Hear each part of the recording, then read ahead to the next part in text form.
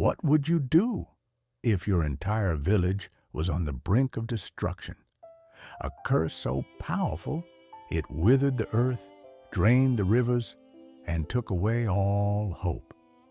This is the story of Ayodele, a young man in a small village in southwestern Nigeria, struggling to survive a devastating drought.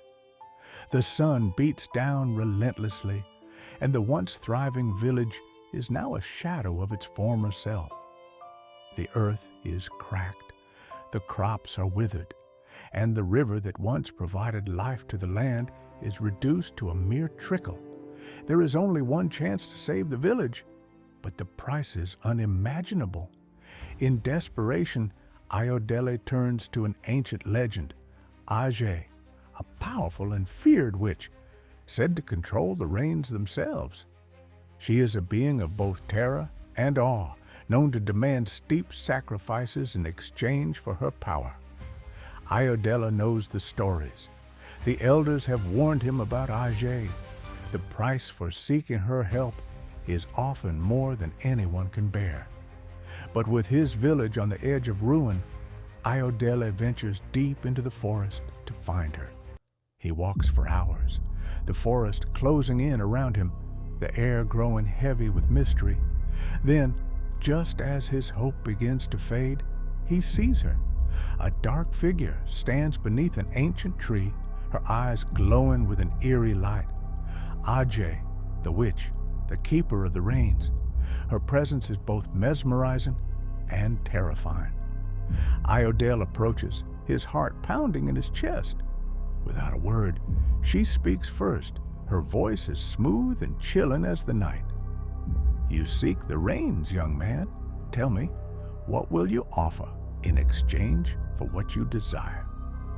Ayodele, his voice steady despite the fear inside him, answers, "I offer everything I have. My life, my soul, if that is what it takes to save my people." Aje's smile is both wicked and approving. She raises her hands to the sky, the winds beginning to stir as the sky darkens. "Very well. The rains will return, but there is a cost, young man. You must return to me on the next full moon with a sacrifice, a pure heart.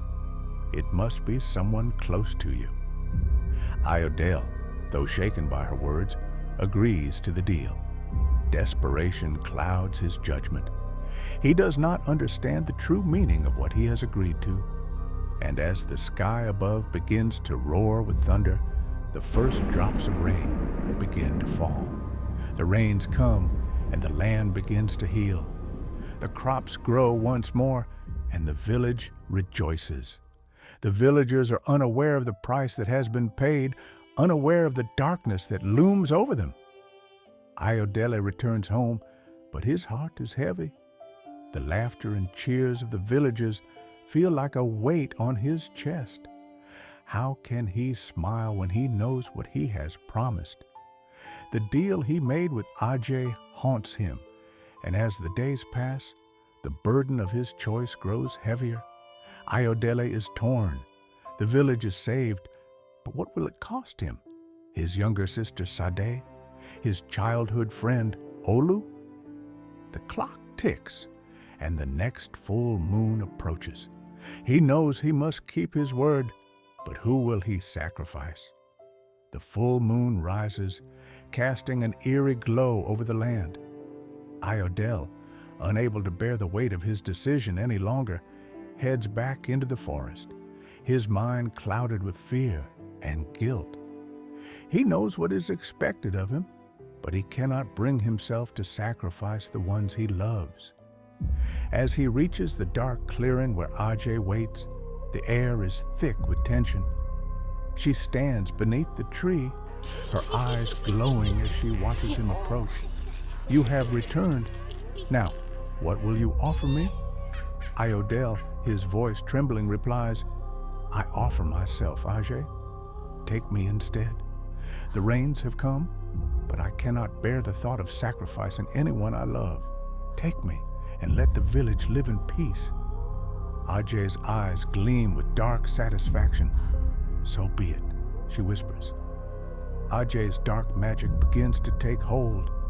Iodel feels his life force slipping away, his strength draining with every breath. His body weakens, his vision blurs, but he stands firm, knowing there is no turning back now.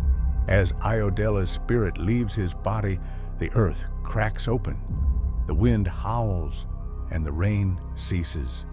The crops, once vibrant, wither. The village, which had celebrated the return of the rains, is now faced with a harsh reality. The land is dry again, and the crops that promised a bountiful harvest are gone. The villagers are left with nothing but the memory of Iodele's sacrifice. Ajay, the spirit of the land, vanishes into the shadows, her price paid. But Iodele's spirit, though freed from his body, lingers in the land. His soul is tethered to the earth, caught between the living and the dead. It's as though the land itself mourns his loss. In the following days, strange occurrences plague the village. At night, villagers hear whispers on the wind. Some see a tall figure in the shadows of the forest, while others hear footsteps when no one is around.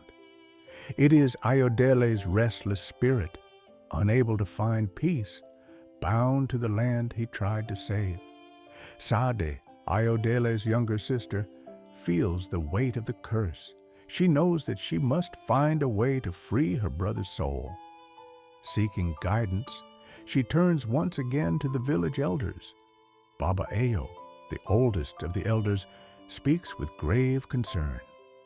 "There is a way, Sade," Baba Ayo says, "but it will not be easy. Iodela's spirit is caught between two worlds. The price he paid was steep. To free him, you must perform a dangerous ritual." Sade's heart sinks at the elder's words. "What must I do?" she asks, determined to save her brother. Baba Ayo looks at her with sorrow in his eyes. "The ritual requires a living soul, one who is willing to take the place of the sacrificed. That soul must be offered to the spirit world in exchange for Iodele's freedom." Sade hesitates. The choice is unthinkable, but she knows there is no other way. She thinks of her brother's sacrifice and the suffering of the village.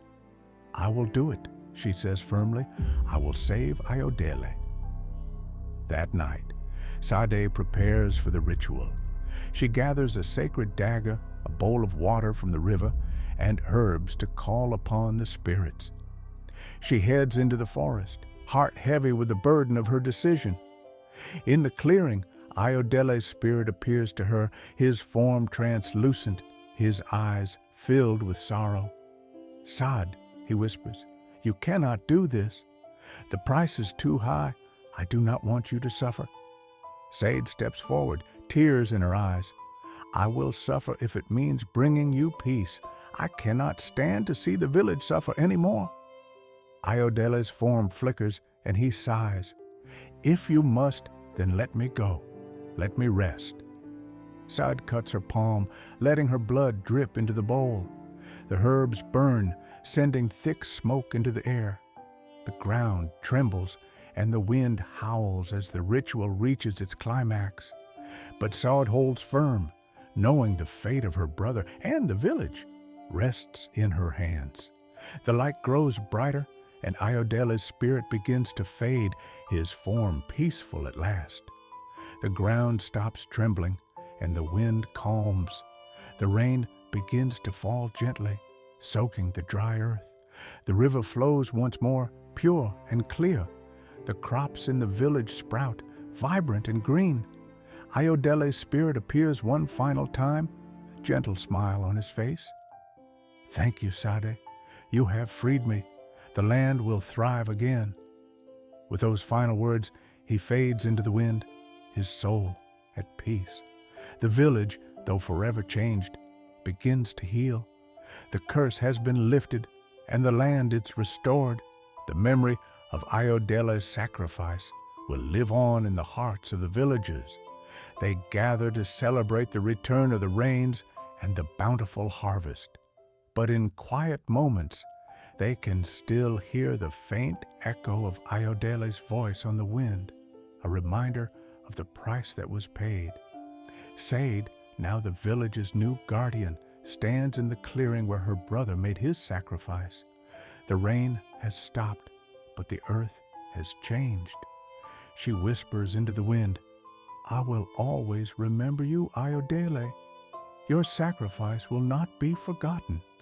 The village is safe, and I will keep our legacy alive." Thanks for watching. If you enjoyed the story, like, subscribe, and share with your friends. Drop a comment below and stay tuned for more chilling tales from Ghost of Africa. See you next time.